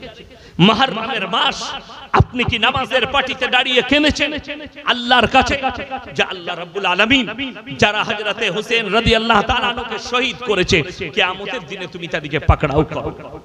কেঁদেছেন? রোজা রেখেছেন? খোদা না খাস্তা তুমি মদ খেয়ে নাচছো আর সেই দিনটা যদি কিয়ামতের দিন হয় তুমি কি জান্নাত পাবে ভেবে দেখেছো? হেই রে মুসলমান যুবক, তুমি মদকে হালাল করে ফেললে, তাও একটা ভালো দিনে, তাও একটা মুহররমের দিনে। বিল ইত্তেফাক হযরতে হোসেন রাদিয়াল্লাহু তাআলা আনহু শহীদ হয়েছেন কারবালার প্রান্তরে। কষ্টটা ওই জায়গায় লাগে। তুমি কার অনুসারী? বেঈমান কাফের। আপনারা ভেবে দেখুন, আমাদের দেশে ক্রিকেট টুর্নামেন্ট হয় না, ফুটবল টুর্নামেন্ট হয় না, সেই খেলাতে যারা জিতে যায় তারা নাচে না, যারা হেরে যায় তারা নাচে? যারা জিতে তারা নাচে। তাইলে ভেবে দেখুন যারা গান বাজনা করছে এরা কোন দলের হতে পারে? হযরতে হোসেন শহীদ হয়েছে, তার লেগে তো আমাদের দুঃখ হওয়া দরকার, ঠিক কি না? মনে ব্যথা লাগবে। হযরতে হোসেন রাদিয়াল্লাহু তাআলা আল্লাহর নবীর সাহাবী, শুধু নামাজে একা নয়, নামাজের সাথে সাথে নবীজিকে দেখেছেন, নবীজিকে অনুসরণ করেছেন, অনুকরণ করেছেন। তাই তিনিও হচ্ছেন জলিলুল কদর একজন সাহাবী। সেই সাহাবী দুনিয়া থেকে শহীদ হয়ে যাচ্ছেন, তার লেগে দুঃখ পালন করা বাদ দিয়ে আপনি আমি কি করছি যে না দুঃখ পালন নয়, গান বাজনা করে দুঃখ পালন করব। আমার ভাই আপনি করুন, আপনাকে নিষেধ করতে আসি। আমি খালি দোয়া করব আল্লাহ যেন আপনাকে হিদায়াত প্রাপ্ত করে, বলুন আমিন। আজকে মানুষ শিরক কি বুঝে? আপনি কবরের সামনে গিয়ে চাইছেন, বেকা গাছের সামনে গিয়ে চাইছেন। আপনি জিজ্ঞেস করেছেন? কোরআনকে জিজ্ঞেস করুন, বাড়িতে যাদের মানে কোরআন আছে, আমাকে গালি দেওয়ার আগে দয়া করে কোরআনটা খুলবেন। যদি মানেটা ভুল বলে থাকি, তাফসীর ভুল বলে থাকি, আপনি আমাকে ফোন করবেন, দিয়ে গালি দিবেন। 17 পারা, কত পারা বললাম বাবা? কথা বলেন না? 17 পারা, একবারই শেষ পৃষ্ঠা, শেষ রুকু। ইয়া আইয়ুহান নাসু যুরিবা মাসালুন ফাসতামিউ লাহু ইন্নাল্লাযীনা তাদউনা মিন দুনিল্লাহি লা ইয়াখলুকু দুবাবান ওয়ালা বিসতামাউ লাহু ওয়া ইয়াসলুবুহুমুদ দুবাবু শাইয়ান লা ইস্তানকিদুহু মিন। হে নবী, পৃথিবীর মানুষকে বলো, হে পৃথিবীর মানুষ, তোমরা যাদের কাছে ভালো মন্দ চাও তাদেরকে একবার জিজ্ঞেস করে দেখো, তারা একটা মাছি পর্যন্ত সৃষ্টি করতে পারে না। মাছি সৃষ্টি তো দূরের কথা, মাছি যদি তাদের কাছ থেকে কোনো জিনিস ছিনিয়ে নিয়ে যায় সেটা উদ্ধার করার মতো ক্ষমতা নেই। আমি একটা গ্রামে জলসায় গেলাম কিছুদিন আগে, তাদের গ্রামে একজন আমাকে বলছে, হুজুর এখানে একটা মাজার আছে, ওরস হয়। কারা করে? বলে একজন হিন্দু ভাই আছে, সে ওরসটা চাগিয়ে রেখেছে, সেই মেলাটা বসায়। কষ্টের বিষয় বুঝতে পারছি। যদি বলেন কেন, আমাদের দেশের মুসলমানরা বলবে আহা কত ভালো। দুটোই তো একই। একটা জ্যান্ত মানুষকে পুঁতে দিয়ে তার উপাসনা করা, আর একটা মাটির মূর্তি তৈরি করে তার উপাসনা করা, দুটোই আল্লাহর কাছে বড় শিরক। ভালো মন্দ, কল্যাণ অকল্যাণ, সব মালিক কে? সকলে জোরে বলুন, আল্লাহ। তাহলে আপনি কবরে চাইবেন কি করে? গাছতলায় চাইবেন কি করে? যার কাছে কবরে গিয়ে মাজারে চাইছেন, তার নিজস্ব ক্ষমতা নাই উঠে দাঁড়ায়, সে আপনার কি করে উপকার করতে পারে? তাদের দ্বারা যদি পীরের দ্বারা মরণের পরে কিছু হতো, মরণের পরে তাদের দ্বারা কিছু পাওয়া গেলে তাদের মৃত্যু আসতো না, তারা নিজেদের মৃত্যুকে রুখে দিত। আমি চ্যালেঞ্জ ছুড়ে বলে গেলাম, বর্তমানে যতগুলো আল্লাহর ওলি আছে, যতগুলো পীর আছে, তাদেরকে জিজ্ঞেস করুন তারা কি নিজেদের মৃত্যুকে রুখতে পারবে? আপনাদের কি মনে হচ্ছে আমি পীর বিরোধী লোক? আমি নিজে পীরের বেটা, অত সহজ নয়। আমি পীর বিরোধী নয়, আমি সিস্টেম বিরোধী লোক। কে বললে আমি পীর বিরোধী? আমার পীর আমার আব্বাজি, আমি পীর বিরোধী লোক। কিন্তু কেউ যদি বলে পীর না ধরলে জান্নাতে যাওয়া যাবে না, আমি তোমাকে জিজ্ঞেস করছি, ইমাম আবু হানিফা রাহিমাহুল্লাহর পীর কে ছিল? ইমাম শাফির পীর কে ছিল? ইমাম হাম্বলের পীর কে ছিল? নামগুলো বলে দাও, তারা কিভাবে মুরিদ হয়েছিল? শুনে রেখে দেন, পীর শব্দটাই আপনার বুঝে আসেনি। এই যে আপনারা বসে আছেন বুজুর্গ, আমার বাপের বয়সী লোক, আপনি আমার কাছে পীর মানে বয়োজ্যেষ্ঠ লোক, কথাটা বুঝতে পারেন? আপনাকে আমি রেসপেক্ট করব, সম্মান করব, রেসপেক্ট সম্মান করব। কিন্তু যদি আপনার মধ্যে ইলম না থাকে, ইলমটা আপনাকে আমার কাছ থেকেই নিতে হবে। আপনি আমার থেকে বুজুর্গ হতে পারেন, আপনি আমলের দিক দিয়ে আমার থেকে বেহতার হতে পারেন, আপনার জিকির আজকার নামাজ আমার থেকে ভালো হতে পারে, কিন্তু ইলম আমার থেকে ভালো হতে পারে না, যেহেতু আপনি একজন সাধারণ আর আমি একজন আলেম। আপনাকে ইলমটা আমার কাছ থেকে নিতে হবে। এইটারই খুলাসা আপনি যদি আমার চ্যানেলটা খুলেন ওইখানে পাবেন।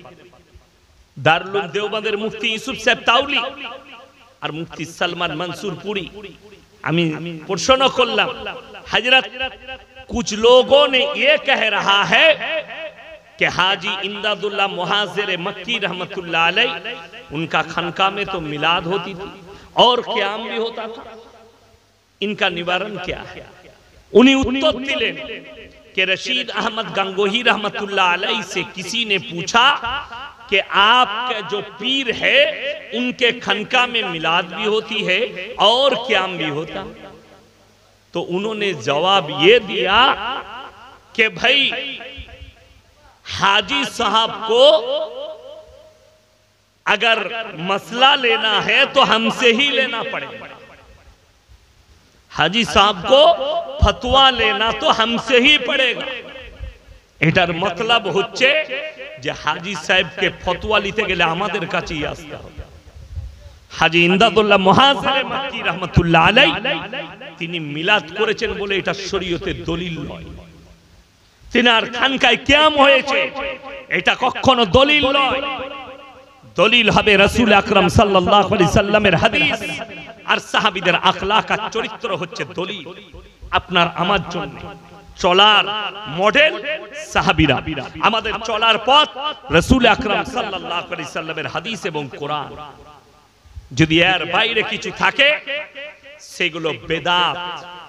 আপনাকে বর্তমানে বলে দিই, এমন কিছু জিনিস আমাদের কাছে পৌঁছে গেছে আপনি অবাক হবেন, আপনি পালন করছেন অথচ শরীয়তে নাই। কেউ যদি বলে দিতে পারে আমাদের বিয়ে একটাও সুন্নত তরিকায় হয় না, ঠিক বললাম না ভুল বললাম? যদি বলেন সুন্নত তরিকা কি, সুন্নত তরিকা 7 থেকে 10 জনের বেশি নিয়ে যেতে পাবেন না। ছেলের বিয়ে দিতে 7 থেকে 10 জন, আর আমাদের নিয়ে যায় কজন? 150 জন, 200 জন, 100 জন, ঠিক বললাম না ভুল বললাম? এটা কেউ প্রমাণ দিতে পারবে না কোনো মৌলবি যে বরযাত্রী নিয়ে যেতে হবে 100, 150, 200, 300। এটা তো ছেলের বাপের চালাকি। বলে হুজুর বলেছে পণ নিয়ে যাবেন, আমি পণ নেব না 1 টাকাও, কিন্তু আমি 300টা বরযাত্রী নিয়ে আসবো, মানে তোর 20টা এরকম করে মারবো না, ঘুরিয়ে মারবো, টাকা নেবো না, ওইদিকে মেরে দেবো। এটা শরীয়ত নয়। ওলিমা করা সুন্নত। ওলিমা করা কি বললাম? সুন্নত। ছেলের বিয়ে দিয়েছেন, পরের দিন ওলিমা করুন, এটা রাসূলের সুন্নত। 10টা লোককে খাওয়াবেন, আপনার যটা লোককে খাওয়ানোর ওয়াকাত তটা লোককে খানা করে খাওয়ান, এটা সুন্নত। কিন্তু মেয়ের বাড়িতে 100-200 লোক লিগিয়ে মেয়ের বাপের খেয়ে আসবেন, এটা শরীয়ত। এইটা শরীয়ত, ওলিমা খাওয়ানো সুন্নত রাসূলের। কিন্তু বড় কষ্ট লাগে, আপনি মানে বিয়েতে গান বাজনা হচ্ছে, ইমামকে 500 টাকা দিতে গেলে গায়ে বাজে, অথচ 5000 টাকা দিয়ে ডিজে নিয়ে এসে মুসলমান ড্যান্স করে। শরীয়ত, আপনি শরীয়তই বুঝেন। ওই জন্য শরীয়ত বুঝতে গেলে আপনি দ্বীনি ইলম আর দ্বীনি কালচার প্রত্যেকটা বাড়িতে আনবো। সকলে জোরে বলুন ইনশাআল্লাহ। দ্বীনি কালচার আনতে হবে আপনাকে আপনার বাড়িতে, তা না হলে আপনি কিয়ামতের দিনে বিপদে পড়বেন। আমার কি যায় আসে? আমি দাওয়াত দেবার দিলাম, যদি বলেন হুজুর আপনি দায়ী নয়, কোরআন শুনেলেন, ফালানাসালান্নাল্লাযীনা উরসিলা ইলাইহিম ওয়ালানাসালান্নাল মুরসালিন। কিয়ামতের দিনে হে আমার নবী, আমি নবী, পয়গম্বর, রাসূল, উলামা সকলকে দাঁড় করাবো। তোমরা কিভাবে দাওয়াত দিয়েছো, আর তাদের উম্মত উম্মতিকেও দাঁড় করাবো, আর তাদেরকে জিজ্ঞেস করা হবে তোমরা গ্রহণ কিভাবে করেছো। আল্লাহর কাছে পৃথিবীতে যতগুলো পাপ আছে, ইন্নাশ শিরকা লাযুলমুন আযীম, সবথেকে বড় নিকৃষ্টতম পাপ হচ্ছে শিরকের পাপ। আল্লাহ ব্যতীত অপরকে ভালো মন্দের মালিক মনে করা, অপরকে ভালো মন্দের জায়গা মনে করা বড় কষ্টের বিষয়। আপনি আল্লাহকেই চিনতে পারলেন, আপনি আল্লাহকেই বুঝতে পারলেন, আর আপনি বলছেন আমি ইমানদার, আমি মুমিন। বেঈমান কাফেররা ওই জন্য সুযোগ পেয়েছে আপনার কাছে পাপগুলো ঠেলে দেবা। আজকে দেখলে সমকামিতা এসছে, মডেলিং বলে মানুষ আজকে জিনা করছে, অথচ আমরা বুঝতে পারি না যে জিনাগুলো কিভাবে হচ্ছে। জিনার নামগুলোই বেঈমান কাফেররা পাল্টি দিয়ে, তারা নাম দিয়েছে কি রিলেশনশিপ, তারা নাম দিয়েছে ভ্যালেন্টাইন ডে, কাজ হচ্ছে জিনা করা। তারা নাম দিয়েছে রোজ ডে, কাজ হচ্ছে জিনা করা। তারা নাম দিয়েছে চকলেট ডে, কাজ হচ্ছে জিনা করা। তারা নাম দিয়েছে কিস ডে, কাজ হচ্ছে জিনা করা। আর রাসূলের হাদিস, কিয়ামত যখন কাছে আসবে বুঝতে পারবে রাস্তাঘাটে কুকুরের মতো নারী পুরুষ জিনা করতে লাগে। আজকে বর্তমানে সে সময়টাই চলে এসেছে। আপনারা কি মনে করছেন পতিতালয়ে জিনা বেশি হয়? বর্তমান যুগে সব থেকে বড় জিনা করার জায়গা হচ্ছে পার্কগুলো। অবাধে নারী পুরুষ মিলামিশা করছে। আল্লাহ তাদেরকে হেফাজত করুক, বলুন আমিন। আল্লাহ তাদের জানের মালের ইজ্জতে আল্লাহ হেফাজত করুক। ভাই সকলে নিয়ত করেন 5 ওয়াক্তের নামাজ আজ থেকে পড়বো। সকলে হাত তুলে বলুন ইনশাআল্লাহ। প্রত্যেকটা যুবককে বলবো পাপ থেকে নিজেকে মুক্তি করুন, ভালো জায়গায় বসার চেষ্টা করুন যেখানে আপনি কিছু পাবেন। যাদের বাড়িতে ইসলামিক কালচারের কোনো কিতাব নাই কিনে নিয়ে আসুন। মায়েদের হাতে মায়েদিকে পর্দায় রাখুন, বিবিকে পর্দায় রাখুন, সন্তানকে পর্দায় রাখুন। বড় কঠিন হবে কিয়ামতের দিনটা। একটা হাদিসে আছে জমিনটাকে আল্লাহ এত তাতাবেন তামার মতো কালার ধারণ করবে, কিন্তু যারা ইমানদার মুমিন হবে তারা আল্লাহর আরশের ছায়া পাবে। রাসূলের হাতে হাউজে কাউসার আল্লাহ যেন আমাদের সকলকে দান করেন, বলুন আমিন। আপনারা আমার জন্য দোয়া রাখবেন, আমি আপনাদের জন্য দোয়া রাখি। হায়াত বাকি তো মুলাকাত বাকি। আমিন। ওয়া আখিরু দাওয়ানা আনিল হামদুলিল্লাহি রাব্বিল আলামিন। সবাই দুরূদ শরীফ পড়ুন। আল্লাহুম্মা সাল্লি আলা। আচ্ছা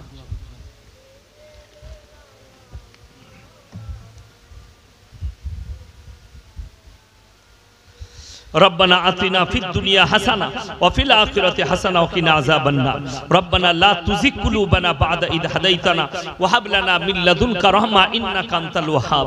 या अल्लाह हमरा गुनाहगार, खताकार, बदकार, सियाकार गुनाहকে maaf করে দাও, খাতাকে দরগুজার করে দাও। আমাদের সকলকে তুমি পরেজগার, মুত্তাকি, দিনদার বানিয়ে দাও। তোমার দিনের প্রতি পরিচালিত করে নাও।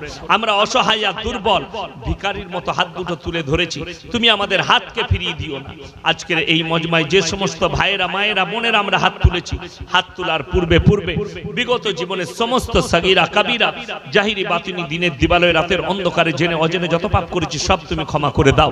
আমাদের পূর্বপুরুষ যারা দুনিয়া থেকে চলে গেছে তাদের কবরের দিকে জান্নাতুল ফিরদৌসের দরজা খুলে দাও। ওগো আল্লাহ, আমরা যখন দুনিয়া থেকে যাব তুমি আমাদেরকে কালমার সঙ্গে খাতমা নসিব করো। কিয়ামতের ময়দানকে আসান করে দিও।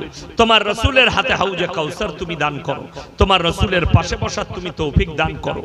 ওগো আল্লাহ, আমাদের মধ্যে থেকে যে ভাই, মা, বোন যিনারা অসুস্থ আছেন, খাস করে একজন ভাই দোয়ার জন্য বলেছেন, তিনি খুবই অসুস্থ। আল্লাহ সকলকে শিফায়ে আমিলা দাইমা মুস্তাফিলা দান করো। ওগো আল্লাহ, যে ওষুধ খেলে ভালো হবে সে ওষুধের কাছে পৌঁছে দাও। যে ডাক্তারের কাছে গেলে ভালো হবে সে ডাক্তারের কাছে পৌঁছে দাও। ওগো আল্লাহ, যে ভাইয়েরা মেহনত করে আজকে জলসাকে দিয়েছে, ইয়া আল্লাহ তিনাদের মেহনতকে তুমি কবুল করে দাও। তিনাদের সকলে জানে মালে ইজ্জতে তুমি বরকত দাও। কারোবারে রুজি রোজগারে, ব্যবসা বাণিজ্যই তুমি বরকত দাও। হায়াতে তুমি বরকত দাও। ওগো আল্লাহ, এই গ্রামের প্রত্যেকটা বাড়িতে তোমার দিনের আলোকে জ্বালিয়ে দাও। প্রত্যেকটা মা বোনকে তুমি পর্দা নসিবা বানিয়ে দাও, নামাজি মুসল্লি বানিয়ে দাও। প্রত্যেকটা ভাইকে তুমি নামাজি বানিয়ে দাও। ওগো আল্লাহ, শিরক বিদআত থেকে তুমি আমাদেরকে হেফাজত করো। হারাম কাজ থেকে তুমি আমাদেরকে হেফাজত করো। হালাল পথে চলার তুমি আমাদেরকে তৌফিক দান করো। ওগো আল্লাহ, যেভাবে চললে তুমি রাজি খুশি হবে সেইভাবে তুমি আমাদেরকে পরিচালিত করে নাও। ওগো আল্লাহ, যে সমস্ত ভাই মুমিনিন মুমিনাত মুসলিমিন মুসলিমাত দুনিয়া থেকে চলে গেছে, কবরবাসী হয়ে গেছে, আল্লাহ তুমি কাদের কবরকে সুখময় বানিয়ে দাও, জান্নাতের টুকরো বানিয়ে দাও। ওগো আল্লাহ, খাস করে গাজা ফিলিস্তিনের নিরীহ মুসলমানদেরকে হেফাজত করো। যে সমস্ত গাজার শিশুরা মারা গেছে তাদেরকে জান্নাতের বাগিচায় রেখে দাও। যে সমস্ত ভাইয়েরা গাজা ফিলিস্তিনের শহীদ হয়েছে, আল্লাহ তুমি তাদেরকে জান্নাতের আলা থেকে আলা মুকাম দান করো, জান্নাতুল ফিরদৌস দান করো। ওগো আল্লাহ, শহীদের মর্তবা দাও। আল্লাহ আমাদের এই টুটি ফুটি দোয়াকে হুজুর পাক সাল্লাল্লাহু আলাইহি সাল্লামের সাদকে তুফেলে কবুল করে নাও। রব্বানা হাব লানা মিন আজওয়াজিনা ওয়া যুররিয়াতিনা কুররাতা আয়ুন ওয়াজআলনা লিল মুত্তাকিনা ইমামা। রব্বানা ওয়ালা তুহাম্মিলনা মা লা তাকাত লানা واعف عنا واغفر لنا وارحمنا أنت مولانا فانصرنا على القوم الكافرين وصلى الله تعالى على خير خلقه محمد وآله وأصحابه أجمعين برحمتك يا أرحم الراحمين.